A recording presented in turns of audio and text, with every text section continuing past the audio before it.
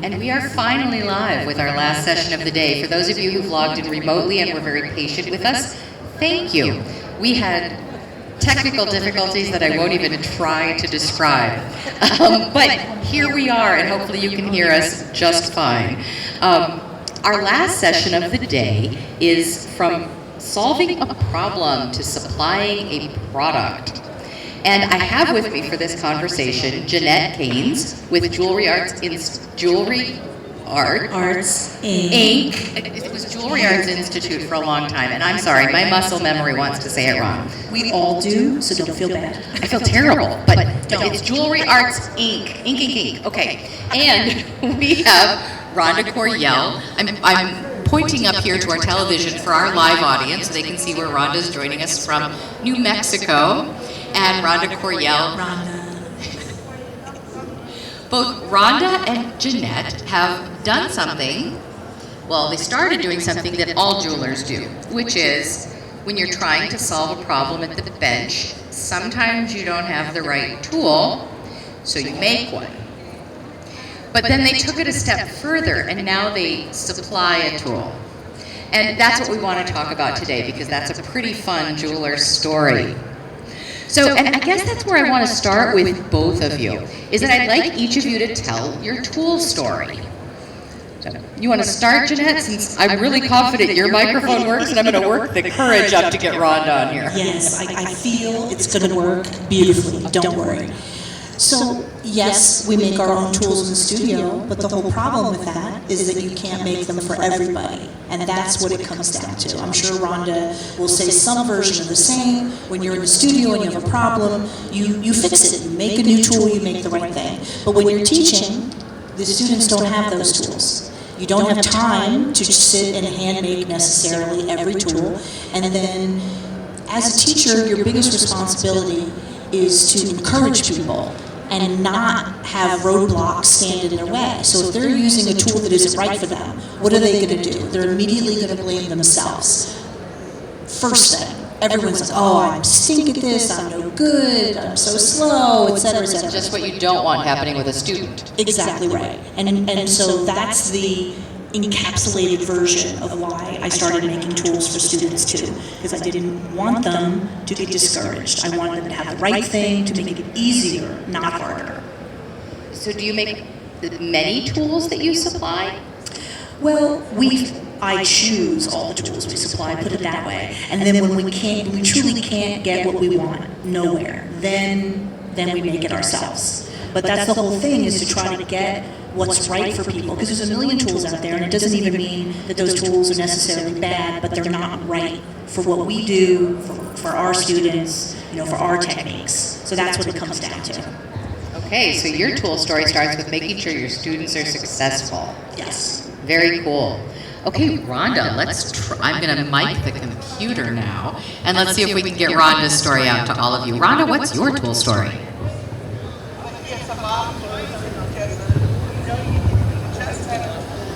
Shape or a certain size that it would make the job easier. So that's where you start to get into making tools. And so I crafted the tool, again, like Jeanette was saying, that my students will also have the tools. And then it developed in, well, if they use it, they want to buy it. So it was a necessity to make tools. Not that it was my intention, but it's what has to happen. And I'm trying to have other people make these tools for me, but again, it's hard to get it to your specifications. So, certain things like that, as far as like even the physical tools. Now, the masking mud that I have is something that I developed mainly because I needed to solve a problem. And as Jeanette was even saying, it has to do with problem solving. And when there's an issue or a problem, how to fix it, but sometimes that you can make yourself, and that's pretty much for my opinion. So I feel it's pretty similar story. That's kind of what we do. You'll be pleased to know we did start getting your sound through the speakers here, Ronda, so it's working. So I guess my next question for both of you is, what was the first tool that you just really had to make and supply yourself? What was this problem that you were solving, a specific one? How about you, Jeanette? You want me to go first? Well, I think for me, it was probably setting tools, because I have relatively small hands, and jewelry tools in general are made for large man's hands, and that's really sad for us, so we have to do all kinds of modification. And Especially since most of the jewelers these days are women. 99% of my students are women, and yet everything is designed for men. I'll leave that where it lies, but so there was a huge amount of modification, and even with the modification, I felt like these weren't really right, so we all end up making our own tools for ourselves, always. I mean, that's just normal. And kind of like Rhonda was saying, it's not like you decide to go into the tool business, it's just inevitable, because you need it, so then your students need it. And then, well, somebody's going to have to make it, either that or, you give it to the Keebler elves or something, like, well, how are you going to make all those handmade tools and still teach and still sleep, eat, and all those other fun things? So that's really how it That's so goes. high maintenance of you. I know. Clearly I'm drought and famine resistant, so, I do like to take care of myself that way. So, Rhonda, what was the first tool you had to solve this problem for? Well, I would say it was a type of a punch, like a chasing tool, something that created the exact shape that I wanted. Because I had bought some, but none of them were my shape. And it took me a while to realize that even if I bought one, that's not my shape, that's their shape, and I wanted this shape. Well, nobody makes my shape, so therefore I had to make it. And sometimes some of the tools that I make, I find fun, but generally it's like, it keeps me, as Jeanette was saying, it keeps you away from doing these other things you want to do, but it's out of necessity that you end up doing these things. So, I'm sure it was a punch, or a hammer, generally it was something that I adapted, probably more than made from scratch. And now, you were saying something about needing Keebler elves. So do both of you hand make the tools that you're supplying? Or, and how time consuming is that, and how do you do that? I make mine, and I keep that. I have a grinder in the studio, and I have a belt sander, I have certain files and things that I'll be using on those tools. I do have somebody that's helping me make my masking mud, but I do it one blender at a time because I want it to be consistent. And I've burned up 3 blenders doing it. But no, I still make my own tools, and I just find, again, it's more of, I want to make sure my students have what they need, and then it just kind of blossomed into more people wanting it, and I'm like, okay. But yeah, it's hard to take the time to do it, because to me it takes time away from making jewelry or other things in making the tools, but I have no choice. It's the only way to get what I want. So I try to find people that can make them for me, and have not been pleased with the results, so therefore I end up making them myself. How about you, Jeanette? I make some of my own, like the G glue. I actually whip that up in a big cauldron in my kitchen, which was really fun. But I partner with Temple from All Crafts, and he helps me to find people who will make the tools. Because as Rhonda was saying, it's extremely difficult, it's extremely slow. Everyone will tell you, of course, we'll make exactly what you want, exactly the way you want it, and then no, they don't. So it's not nearly as easy as you would think. A lot of times it takes probably about 3 years from when I make my prototype to when it's actually ready. But for certain things I can do it myself, but I could not make all those setting tools myself. Like I couldn't do it, not possible. Do you have any insight into why it's so hard for the manufacturing partner to make your tools to spec?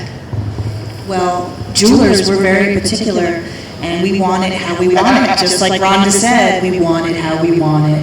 And And that really sums it up, because I'm not going to put something out there that I recommend to somebody that's lousy or doesn't do the job that I want it to do. And, you know, to be a jeweler is to be a control freak. I mean, anyone who tells you different is lying. So that's why it's not easy. Is it the same story for you, Rhonda? Pretty much, and that's, like I said, that if I could find somebody who was doing the same, I would get more into the tool sale, and this is for some of them, I'll say, limited number available, because there's going to be time I'm just done making them. If I can't find somebody to make it for me, which again, we are control freaks, want it my way, want it this way, and they'll be close, but I could have done it. I like to have the control. So the kinds of compromises you would need to make to have a manufacturer make the tools that you've tried to have made, what kinds of compromises are those, and how would that have affected the way the tool worked? I don't know that I've done any compromising. If somebody were to make it for you, so for instance, you take a design prototype to a manufacturer, but they can't do it the way you want it, what kinds of compromises were needed in order to make it manufacturable? That'd be huge. No. No, I realize you said no, but what was it that wasn't working from the manufacturer that you were like, I can't have a manufacturer make this because we talk in jewelry manufacturing, we talk all the time about design for manufacturability, that sometimes what we can design and what can be manufactured in a mass production environment don't match. And so then we end up saying, well, how do we take this design and make it manufacturable? So what I hear you two saying is, the compromises that were necessary to make it manufacturable were compromises I wasn't willing to make, so I'm making it myself.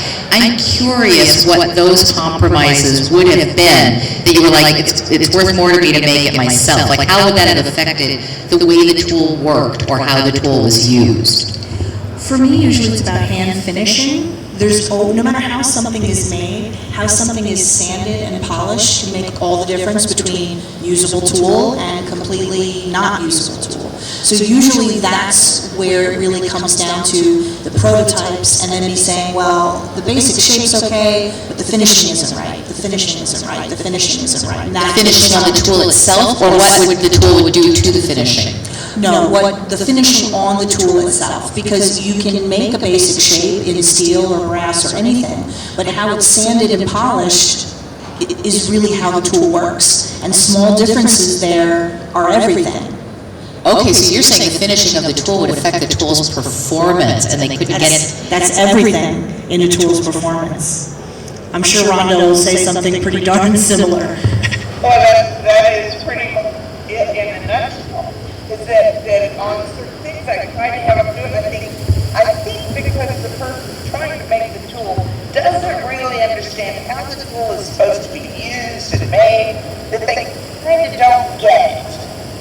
You know, they can get it close, but it's not what I want, so therefore I'm not willing to make those compromises, so therefore I only do the tools that I'm making myself, yeah. So how many tools do you guys hand make per year? Like, what kind of a production project is this? Well, it's not thousands. I mean, it's a few hundred. Yeah, probably. I would say it's a few hundred. I'm not going to do thousands of them. I don't have that kind of time. I certainly don't want to do that. Well, the jars of mud, thousands of those. But like the tools that are so critical on shaping and those things, I would say I only do a few hundred per year. How about you, Jeanette? Well, I actually make less now because I used to make, like, whenever anyone had to unset a stone, I would hand make the unsetting tool. And now, at least I have my set, and it took easily 3 years or so of prototypes and prototypes. But now, I like how it came out, and they can use it just the way it is, so I'm making less by hand now, but it takes a really long lead time to get to the point where you're happy with something. And then how much inventory do you have to buy of the tools to have them do a production run so you can then sell them to your students? Yeah, good luck with that. That's the whole problem, of course, is that everyone says they'll make exactly what you want, and then they don't, and then they also want you to order 8 billion of them. So honestly, if I weren't partnering with Tevel from Allcraft, a lot of this would be much less possible. I mean, Tevel really knows all the suppliers, and he knows how to negotiate and work it, because that's the whole thing. Everyone wants to have an enormous run of the same thing, and we don't want that. So. Yeah, then you have to also go into distribution, and I get the impression you two really just want your tools for your students? Yeah. So tell me this, what tool would you make, first of all, of the tools that you've developed, which is the one that you think would do the greatest service to the jewelry industry if you only had a manufacturer that could manufacture it correctly? For me, I would say it's this half-round plier that I just cannot get anyone to make it the right finish, the right finish, the exact curve of everything all goes together to be critical. That to me, that one cool. We use it every day.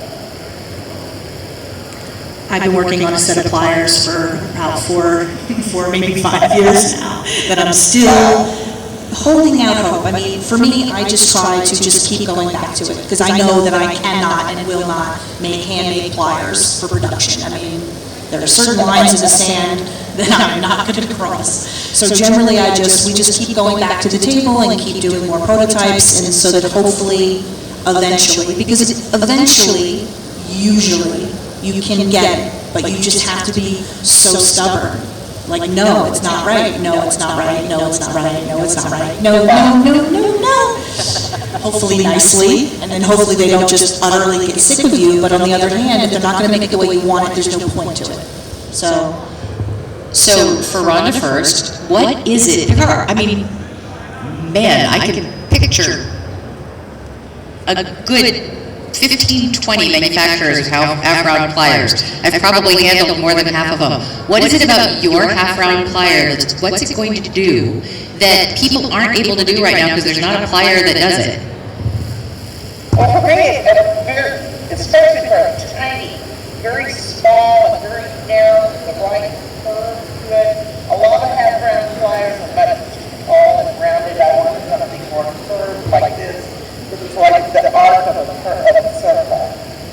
And they're tiny at the end, like 1 millimeter at the end to come to, because I need it for the little small, I do a lot of wire work with curlicues and those sort of shapes, and anything that's too fat can't fit in there. And therefore that's why, for me, it's something that's small enough that can do the job I need.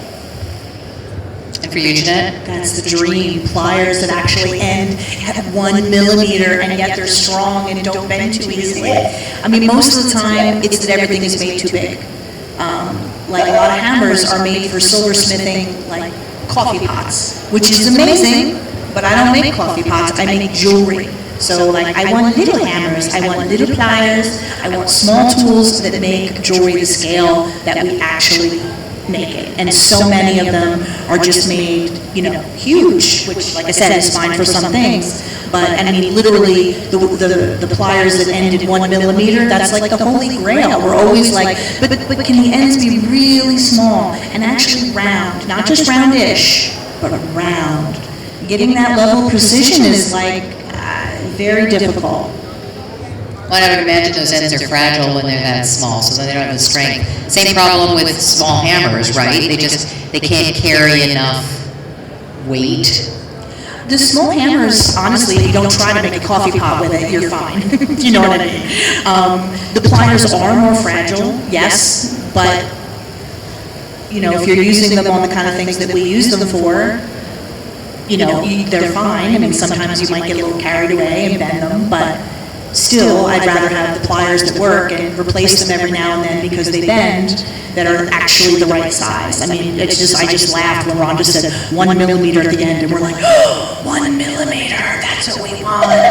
You know, it's like, that's the dream, and stuff like that, because most tools are made just sort of for the average size hand, the average size project, and when you do highly detailed work like we do, and I know like Ronda does, I've seen her work, and it's amazing, and hyper detailed, and, you know, crazy, like the kind of stuff we do, you want the tools that can actually pull that off. You know, they need to be fine tools with a fine finish, you know, that have ends that are round. Now, we were talking a lot about the fact that we want the small tools, not just because you're going into very small spaces, but also because the preponderance of women that have been entering the jewelry industry, and I'm pretty sure Alan Revere told me this, it's got to be 12 years ago now, that his classes were shifted over almost entirely to women by then. So this isn't a new phenomenon. But given how many women are jewelers with much smaller hands on average than men, do you think your manufacturers would be motivated to try a little harder to get your specs right if they had a sense of how many people would buy such a tool, for instance? Or is it really that they're just having a hard time producing what it is you want them to produce? What do you think, Ronda? Jeanette's asking what you think. What do you think, Ronda? I don't know. Yeah, the question, I guess I didn't understand the question. Do you think your manufacturing, the people you've talked to, would be more motivated if they had a sense of the volume of people that could be served by these tools? Well, again, like Jeanette said, I think it's going to the average. And what is the average? Like, okay, maybe some of the tools that we are making, Jeanette and I, are a little more selective or not necessarily the average jeweler out there making these kind of things. A lot of what we're doing is very detailed, very kind, very small. And well, what is the market? Well, maybe the market is more of the average. And I would say most of our students are not average students with Jeanette. All right, next question. What tool are you working on now? What's your latest holy grail? Ronda's just shaking her I don't have head. anything new in the works for me. I'm just trying to keep up with what I've got because I'm just working on so many other things. I need to cut back on traveling because I, you know. Because you're making hundreds of tools a year by hand. Who has time to travel when you're hand making hundreds of tools? Sometimes I have to make myself get in there and go make tools. It's like, oh man, it's such a gorgeous day. Well, I mean, it's what I do and I have no choice. But it's not something that I'm doing it when my students need it more than anything.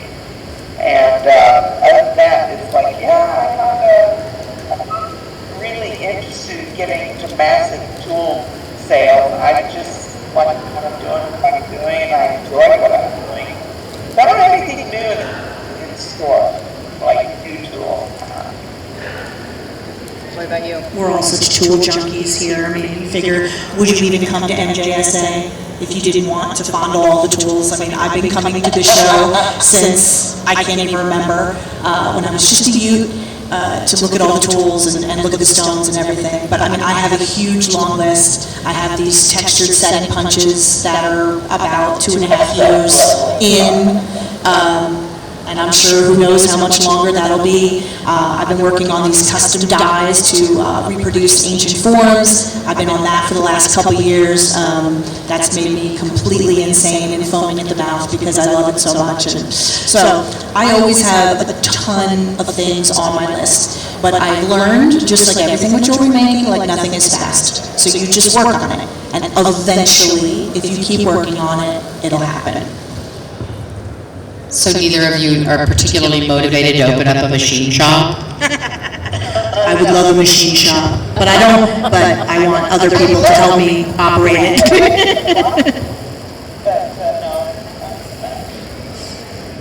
so many of the things you end up doing, like when you teach, are not because you decide ahead of time, oh, well, a really good thing to do would be to start making tools or whatever. It's just you do these things because it becomes incredibly obvious that it has to be done.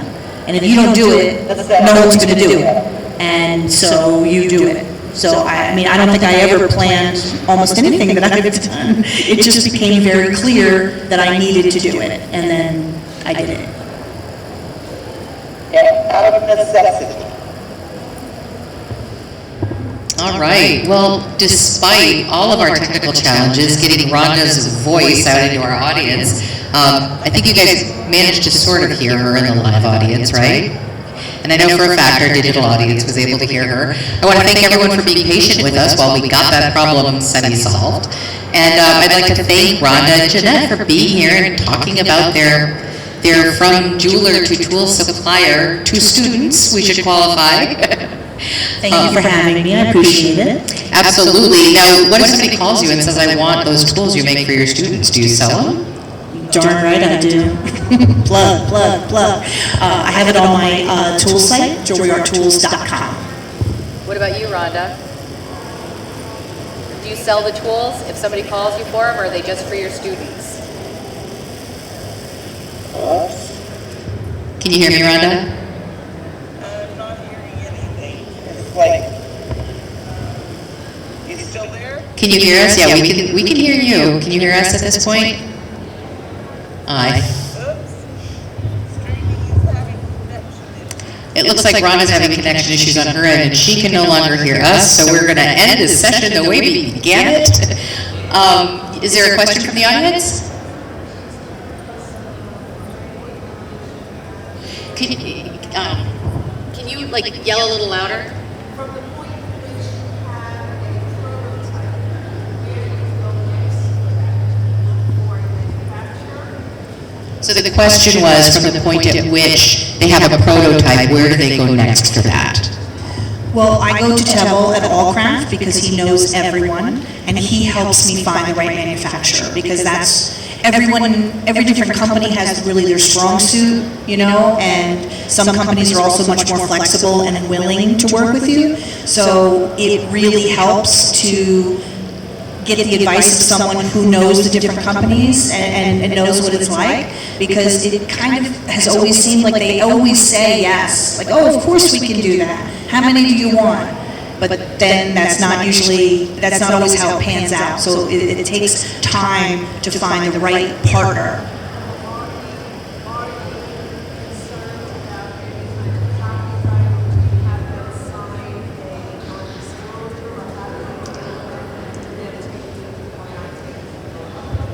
So the question was, are you concerned with copyright or with the manufacturer potentially stealing an idea? Do these jewelers get a non-disclosure signed?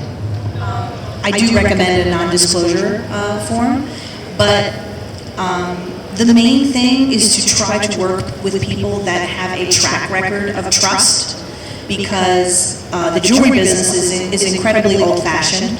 I actually really like that about it, because everything is on your reputation. So I think a contract actually doesn't protect you nearly as much as the reputation of the person that you're working with. So I tend to take that view, although NDAs, of course, I would recommend that. It's more about a company that has a track record of being trustworthy. Ronda, do you have something to add to that? I totally agree with that. Tebel would be the one I was going to. One of the reasons, because he likes to support the jewelers, the studio jewelers, and he's always, do you have any tools you need made? You know, he's always open to ideas, and that's the biggest part. He knows everybody, so he can help put it together, because it's hard enough. He's the best. You have somebody to help you like that, that already is in that part of the business in tool making. So yeah, I totally would say Tebel. the other thing to keep in mind is unless you're inventing a tool that does something extraordinarily differently than other tools do, it's almost impossible to get intellectual property protection for it. So you'd have to actually be doing something different enough in application that you could get it protected. So it really does come down to trust, because a contract's worthless with somebody who's not going to be trustworthy in the first place. Tell always told me that if you trust someone, you don't need a contract. And if you don't trust them, a contract isn't going to protect you. And you really can't argue with that wisdom. But that doesn't mean you don't get a contract. That is correct. It just means that it's still most valuable if you trust the partner. Yes. All right, I think with that, we're going to wrap it for this session. Again, Rhonda, thank you so much for joining us from New Mexico. Apologies for the technical challenges. You did manage to come through loud and clear on the transmission, so, you know, your patience paid off. And thank you, Jeanette, very much for joining us here at MJSA Expo at the Javits in New York. Thank you. And now for our live and... Oh, I'll put the mic back. Say it again, Rhonda. Thanks. I would say thanks for having me. Always fun to hang out with you, even if it has to be digitally. All right, so we will be back with Live from MJSA Expo tomorrow. We will have 4 more sessions tomorrow. There's 1 more session on Tuesday. And if you're in the region, get to the Javits and see all these exhibitors here that are providing everything you need to support your jewelry business. And with that, we're going to wrap it for our first day of Live from MJSA Expo and say have a great evening. Bye.